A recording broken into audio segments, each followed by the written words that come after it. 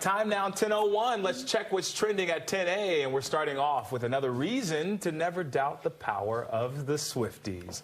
Let's send it over to Steve in the loft to explain why we should never, ever take for granted the Swifties. A protein bar. Exactly, Steve. All right. Steve, what are you doing my for side, lunch today? Steve. Oh, you, me, and Kevin are going to Taco Bell. There you go. Thank you. All right, good enough. Stephen, thank you very much. Yes, you're absolutely right. Taylor Swift may not be able to run a 10-yard slant, win a few Super Bowls, but her new boyfriend certainly can. And not only that, he can apparently make hit records. Now, here's a little background. First of all, I love this story, even though it comes from the football team that plays in Philadelphia. Here's the background.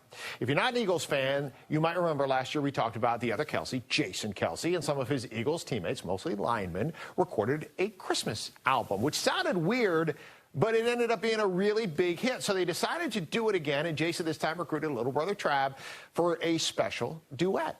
And it's not bad. They've got cars, biggest bars, they got rivers of gold. But the wind goes right through you, no place for the old. When you first took my hand on a cold Christmas Eve, you promised me Broad Street was waiting for me. You were handsome, you were pretty, you're the king of South Philly. When the band finished playing, they howled out for more. The leathers were swinging. Travis, Jason, the so-called Philly Special, singing Fairy Tale of Philadelphia. And if it sounds familiar, it's a reimagined cover of the Pogues classic Fairy Tale of New York. Single dropped yesterday, and guess what?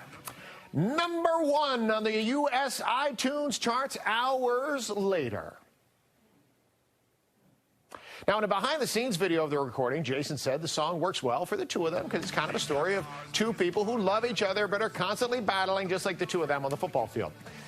Now, before you wonder if Taylor Swift had anything to do with Travis getting into music, the answer is no. The brothers recorded the album during the offseason. They said they spent their summer doing this, and that was before supposedly Travis and Taylor met. But Swifties may have given the song a little bit of a boost on the charts. Now back to the actual album. Here's the deal. The Philly Special Christmas Special is available for pre-sale now. It officially drops on December 1st. The best part of this is all of the profits benefit local Philly children's charities, including Children's Hospital. And last year they were able to make a whole bunch of money. Players raised more than $1 million. Now, these football players, and again, these are mostly the offensive linemen, some of them are really, really good singers, but they have some help too. And the musicians involved include Amos Lee, who's a very good singer. My 80s friends will remember the band Hooters, who are from Philadelphia. They're part of it. And if those names don't ring a bell, how about Patti LaBelle? She also helped this as well, performing. And yes, Marissa, they even do a cover of Mariah's All I Want for Christmas. That's for me. I just know it. This is a win-win. She's sold.